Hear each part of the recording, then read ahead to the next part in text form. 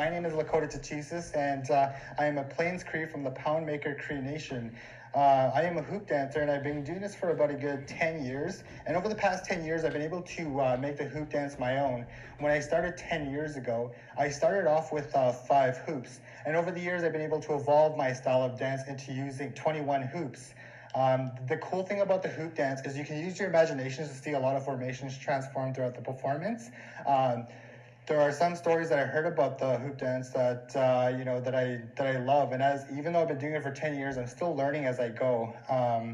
There's some stories where I heard where the hoop dance is used as it's used to tell a story of war. It's also used as a healing dance.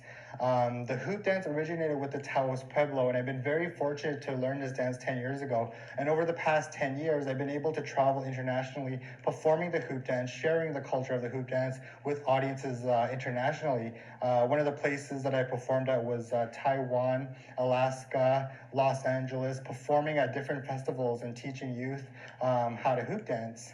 What I'm going to do for you right now, so you have a little bit of idea of what the hoop dance is I'm going to show you guys a couple formations, and while you're watching the performance, like I said, right, the cool thing is you can use your imaginations to see a variety of transformations, but some of these formations I like to use to represent certain things. So this first one might be a little easy. This one's one of my favorites. So this first one you'll see in the hoop dance is what I like to use to represent Mickey Mouse. This one here, this one's a little tricky. Sometimes some people will see the Olympic rings, but I like to use it to represent clouds. This formation has different meanings, but what I like to use it to represent is a baby eagle.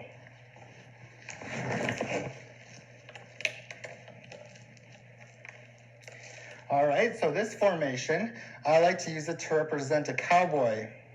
Now this next one is a little tricky. So this one here I like to have a little fun with. When I do this formation, sometimes, the audience will see a baby with a full diaper. Sometimes they'll see sometimes a peacock, but I like to use it to represent something else. I like to use it to represent Nicki Minaj.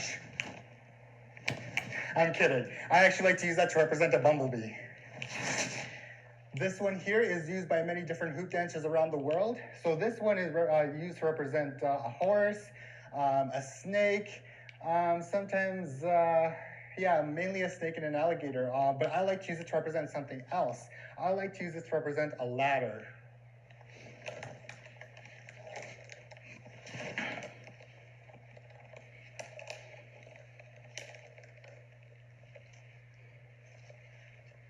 So this one here is probably one of the easiest ones that I do. I like to use this to represent the world. And sometimes if you're hungry, you just might see an apple. So like I said, right, it's all about using your imaginations with the transformations. There's no really wrong guesses, which I love about the dance. This next one is this is one of my favorites. This one I like to use to represent a butterfly. Next up, this one here is also used to represent different things, but I like to use it to represent a bull. Last but not least, this formation is what I like to use to represent a certain bird. This bird flies the highest. This one's actually probably my favorite of all the formations. This one I like to use to represent an eagle.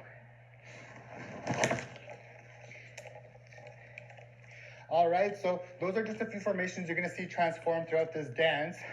There's so many different formations, and like I said, right, if you look closely, you might see a bear, somebody else might see an eagle. It's all about using your imaginations throughout the performance. So if you like what you see, I've been doing this for 10 years, and it's an honor to be performing for the event today. With that, my name is Lakota Tootoosis. Enjoy your day. Hey, hey.